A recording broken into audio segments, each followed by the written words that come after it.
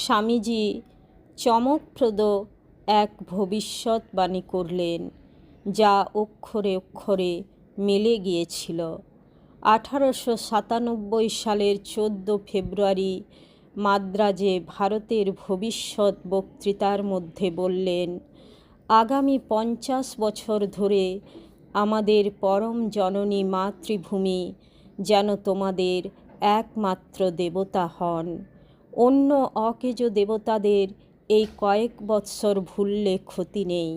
অন্য দেবতারা ঘুমোচ্ছেন, জাগ্রত আছেন একমাত্র যে দেবতা, সে হলো তোমাদের স্বজাতি।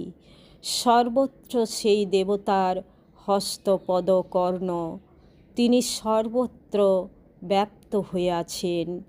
তাকে ছেড়ে কোন নিষ্ফলা দেবতার সন্ধানে তুমি ছুটছ? তোমার সামনে যে দেবতা রয়েছে, সেই বিরাটের উপাসনা তুমি করতে পারছো না কেন? তোমাদের প্রথম পূজা হোক বিরাটের পূজা। তোমাদের সামনে, তোমাদের চারিদিকে যারা রয়েছে তাদের পূজা। স্বদেশবাসীরাই তোমাদের প্রথম উপাস্য। ঠিক 50 বছর পরে 1947 সালে ভারতবর্ষ স্বাধীনতা পেয়েছে।